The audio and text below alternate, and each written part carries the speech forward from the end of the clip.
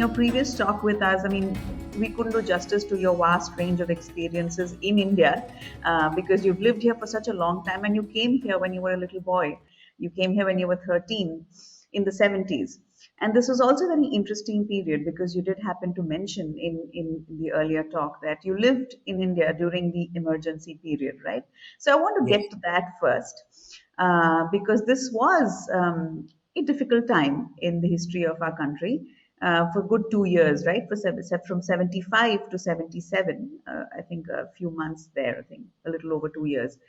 And could you tell us a little bit about how it was for a boy your age, an outsider at that, to have witnessed that period? And I want to talk about it now also because there is so much name calling and there's so much talk about India being an autocracy and all of that by certain sections of the society and also certain political parties. I think it needs to be people need to be reminded that India has already been through a really dark period where people's rights were actually taken away from them.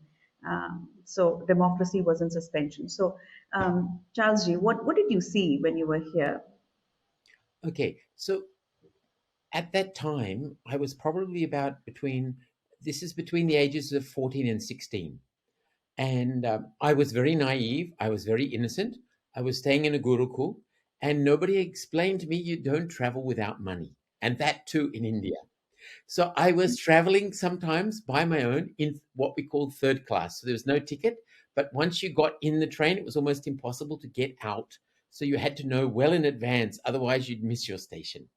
So I can never forget because even during the emergency, because I was staying in a gurukul, we were very much protected because we had little exposure to what was really happening in the outside world. But there was one moment that I'll never forget.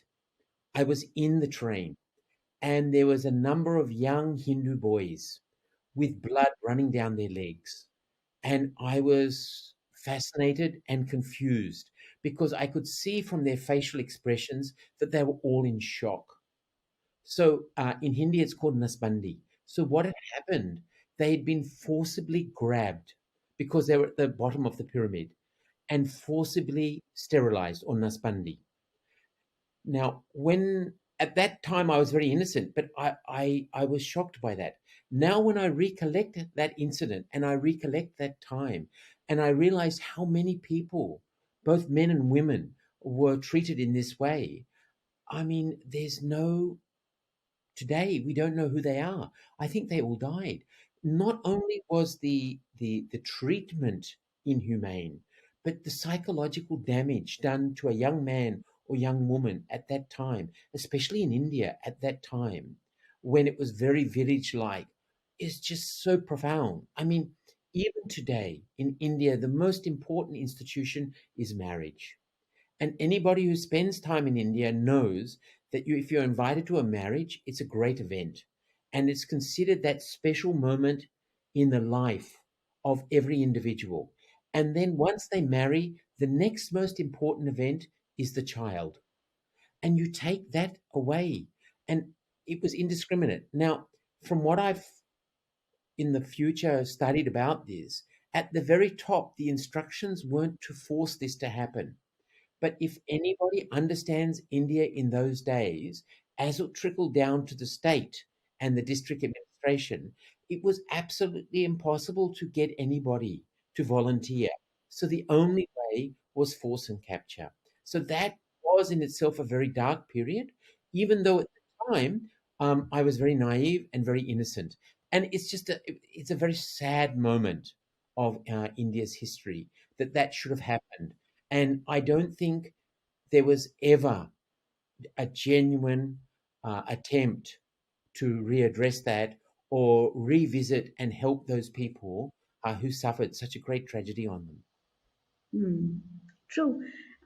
Actually, what you say is true because I don't think that we even talk about it anymore. I mean, that, Nazbandi and that forced sterilization that happened, we just, it's mentioned in passing. It was mentioned as something that Sanjay Gandhi did on a whim.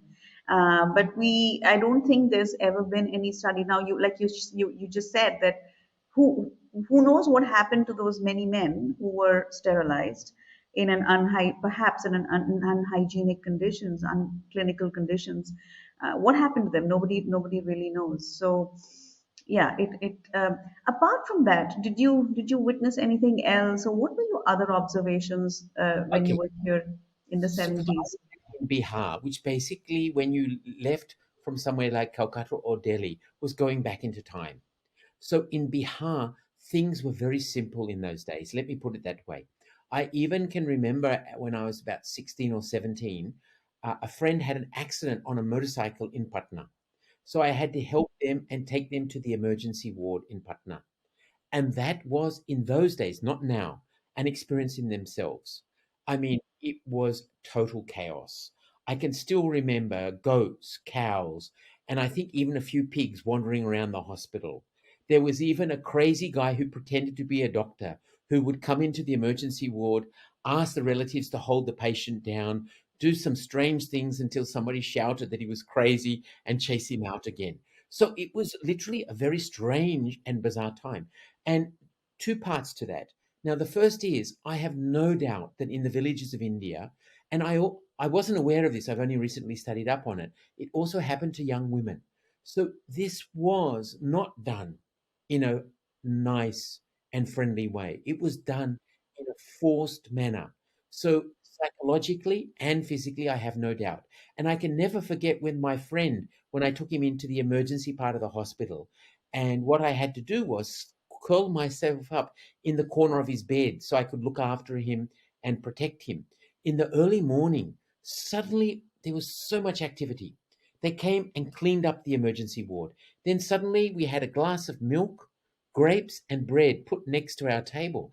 And I thought, this is amazing.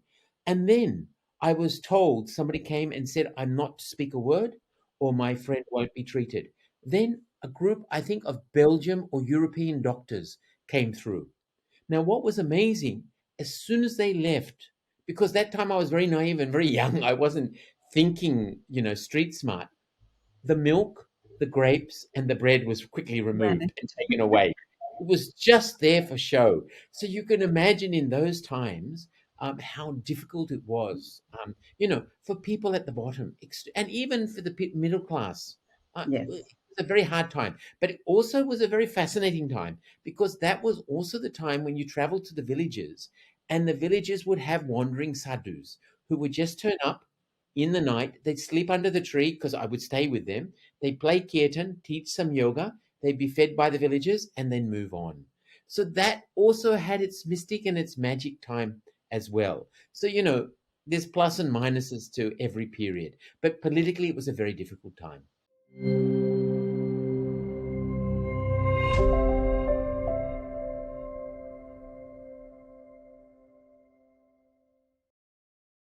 Please remember to subscribe to us and switch on the notifications for this channel. For our other social media links, more content, and to support our work, please visit citti.net. Dhanyavad. Namaskar.